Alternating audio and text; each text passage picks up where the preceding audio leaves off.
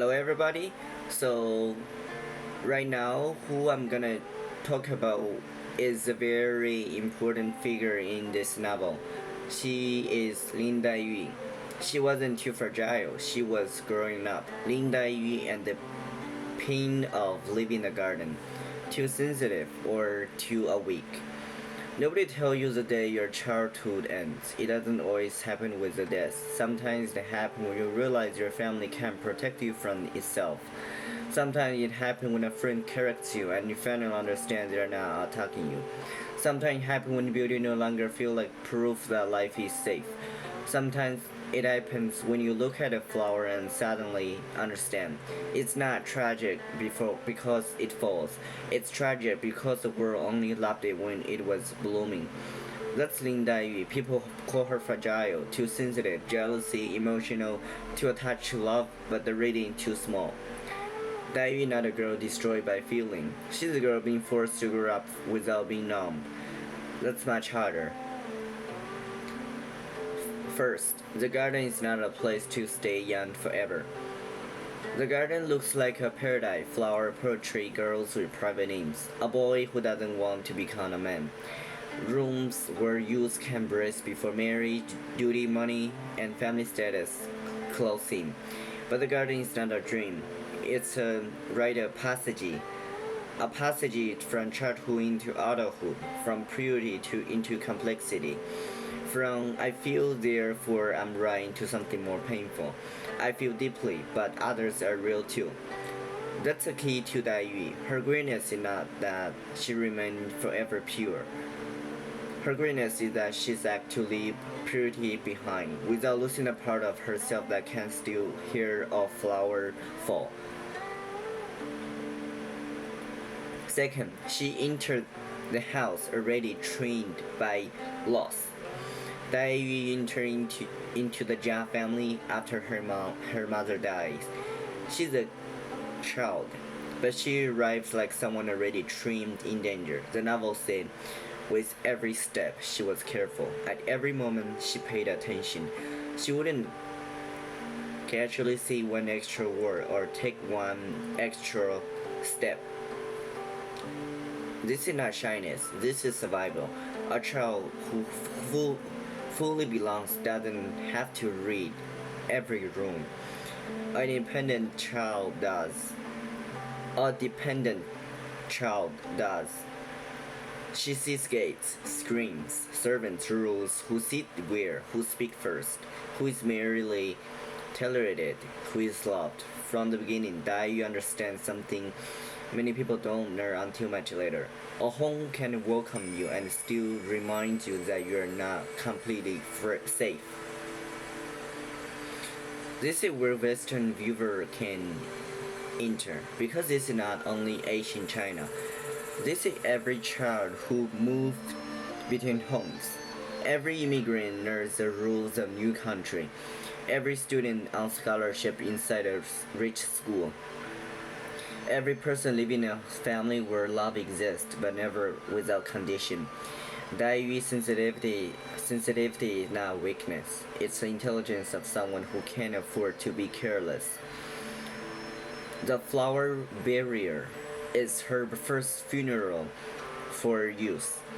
There comes the most famous thing. Daiyu buries a flower. That's where people misunderstand her most. They think she's sad because flower died. No, because everyone knows flower died. Daiyu is asking a more brutal question. What happened to beauty after people stopped wanting it? She sings peach and plum trees will bloom next year, but who will still be in this room? Spring promises return. Daiyu refuses the comfort. Yeah, the flower will return, but people don't return so easily. The tree can bloom again, the room can remain, the garden can still look beautiful, but the person who once stand there may be gone. That's a cruelty she sees. Nature repeats, human being don't. That's why she buries flower, not because she's dramatic, because she refused to let fallen beauty become trash. A fallen flower no longer useful to the garden appearance, so the world sweeps it away. Daiyu said no. She gave it ritual, she gave it a grave, she gave it a witness. This is Chinese culture at its deepest. Grief is not only emotion, grief becomes ritual. Ritual saying you are not disposable just because your season has ended. And this is where the episode becomes universal. Modern culture worship youth, young skin, young body, young genius, young genius, young love, young success, young possibility. But if we worship youth too much, we become cool to every other stage of life. Aging become failure. Ordinary adulthood become disappointment. Responsibility become death. Change becomes betrayal. Darius flower burial burial exposes the lie of the youth worship. If you only love the flower while it blossoms, you don't love the flower. You love your own appetite for beauty. Her probably not that she loved Bao Yu too much. The easiest version of the IU is she loved Bao Yu too much. That's a version that still gossip. But it's not the deepest version. Bao Yu matters because he's the only person who makes the garden feel like it might last. With him, Dai can believe there is someone who sees her before the world turns her into a role. But the real wood is larger than romance. Dai is terrified that love will not be strong enough to protect identity. She's not asking, will this boy choose me? She's asking, will anyone remember who I was before the world told me that what I must become? That's why she's not a love-obsessed girl. She's a person fighting against disappearance. Love is only one battlefield. Bao Yu is not her enemy. Bao Yu is her initiation. Here's the turning point. During a drinking game, Dai accidentally crossed line from romantic drama. Books considered improper for a shorter young lady. Bao Yu noticed. She said nothing. Bao Chai noticed. Sorry. So now it's Bao Chai. It's not Bao Yu. So Bao Chai noticed. She said nothing in public. Later, she privately teased and warned Dai Yu. This could have become humiliation. Bao Cai did not expose her. She doesn't destroy her face. She corrects her in private, and this becomes one of Dai Yu's most important moments of growth. Because immature insensitivity hears every correction as attack. It says, if you love me, you must never make me uncomfortable. But growth begins when I realize not every person who corrects me trying to defeat me. Later, Dai told Bao Chai that she had misjudged her. She said she used to think Bao Chai was hiding something. Now she feels grateful. This is not a small friendship scene, it's an adult ritual. Dai loses one kind of purity here. The purity of believing her own suspicion is always truth. And she gains something better, the ability to receive care that doesn't flatter her. This is huge because modern culture often confuses protection with agreement. Protect your peace. Cut people off. Never let anyone judge you. Sometimes that's necessary. But sometimes the people who help you grow is the person who refuses to treat you wood as the whole truth. Bao Chai becomes not a rival. It's a threshold. She teaches Dai Yu that love can arrive as correction, and Dai Yu is great enough to change. This is the real coming of age. Losing the right to be absolutely innocent.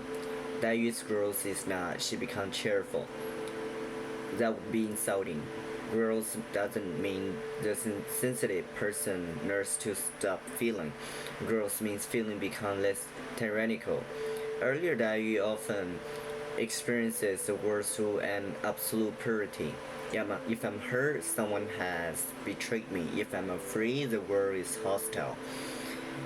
If I'm misunderstood, love has failed. This is not stupidity, this is youth.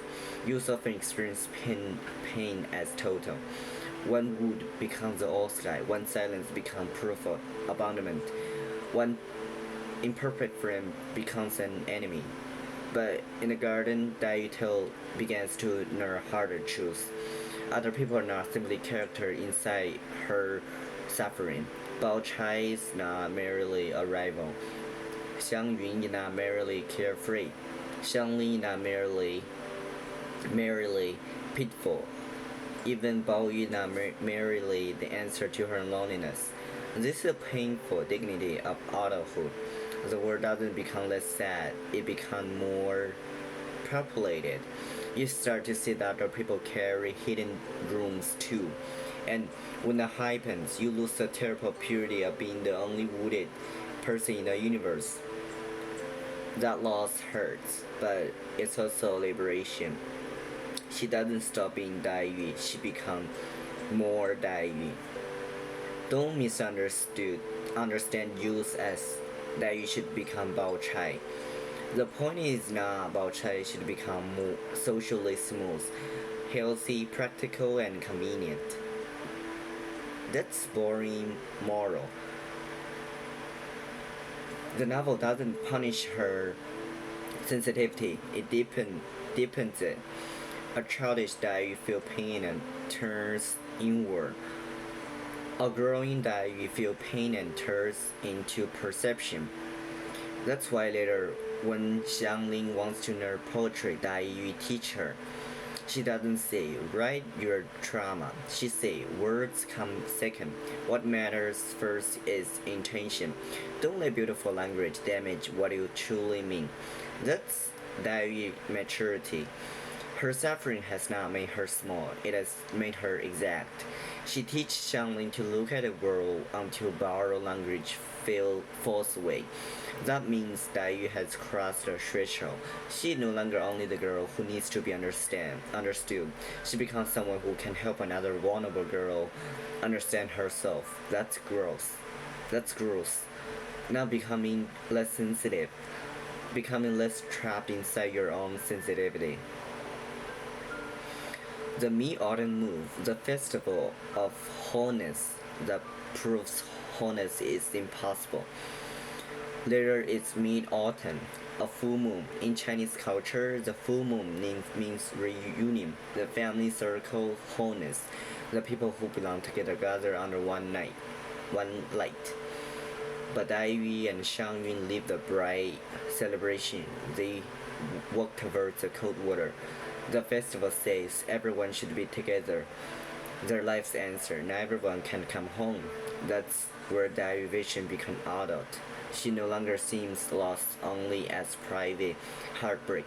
She sees it inside ritual, inside family, inside the room itself. Xiang Yun writes, a green shadow crosses a cold palm. Daiyu answer, a cold moon buries the soul of flower. This is not teenager sadness. This is mature poetic intelligence. The flower burial has returned, but now it's no longer only about one girl's fear. It has become a way of reading the world. Moon, water, shadow, flower, soul, absence. Memory, that's Chinese poetry. The self doesn't always stand in center and confess. Sometimes the word speaks for the self. And by this point, Daiyu's grief has become language larger enough for others to enter. And one important theme of the novel is the limit of youth worship. This is where Daiyu becomes a global question. Modern culture loves youth because youth seem pure, before compromise, before exhaustion, before marriage become logistics, before work become identity, before family become duty, before the world teach you to negotiate with things you once hated. So we romanticize the garden. We say they're young, they were beautiful, they were free. But dream of the red chamber is wiser than nostalgia. It knows youth is precious. It knows youth is incomplete. A life that refused to leave youth become true in another way. It began to hate aging, hate duty, hate compromise, hate people who survive by becoming practical, hate the body for changing, hate the world for not remaining a garden. That's a limitation of youth worship. If it loves life only when life is unscarred, but real life is not permanent garden. Real life is closer to what a professor calls an endless journey towards um, somewhere. It's worth looking back. It's worth looking back on, but not worth being trapped inside. The garden is worth remembering, but if you try to live there forever, memory becomes a cage. What Daiyu teach us about growing up? Daiyu doesn't teach us to stop mourning. She teaches us to mourn without worshiping a wood. That's a difference. A wood can make you feel more awake, or it can make you demand that the world stay forever at the moment before you will hurt. Daiyu's greatest danger is not sadness; it's a temptation to turn pure sorrow into a throne. To say, because I suffer, I see everything clearly. Because I was hurt, I owe nothing to anyone. Because I love deeply, I don't need to grow. But the novel doesn't let her remain here. It gave her Bao Chai, it gave her Xiangling, it gave her the mid-autumn mood. It gave her themes where her intelligence must become larger than her pain. That's why Daiyu is not a fragile girl. She's one of literature's greatest portraits of the cost of becoming adult while refusing to becoming dead inside. She loses innocence but not tenderness. She loses certainty but not perception. She lost the fantasy the garden can last, but not the ability to love what is passing. That's maturity, not becoming hard. Becoming faithful to life after life has stopped being pure. Lin Daiyu is not a girl who ruins the party. She's a girl who knows the party will end. But this episode is not about this despair. It's about the discipline of not dying, of not lying. The flower will fail. The moon will expose who is missing. The garden will not last. The people you love will change. The self you were at 15 can follow you everywhere, and still you must not become numb. That's Daiyu's lesson. Say, not stay young forever, not stop feeling, but grow up without betraying the part of you that new fallen flower deserve a barrier. The garden was beautiful. It was worth loving. It was worth remembering, but it's not worth becoming a prisoner, a memory. The point of use is not to stay there. The point is to bring something out with you. For Daiyu, that something is attention, a refusal to discard what has fallen, a refusal to let pain become ugliness, a refusal to let adulthood mean spiritual numbness. That's why Lin Daiyu still matter. Not because she never grew up, because she shows us what growth costs and what must survive it. She did not stay in the garden. She carried its pain into vision. Growing up is not learning to feel less. It's learning not to make your wood the whole world. That's it for this time. Thank you for listening. I hope you enjoy it.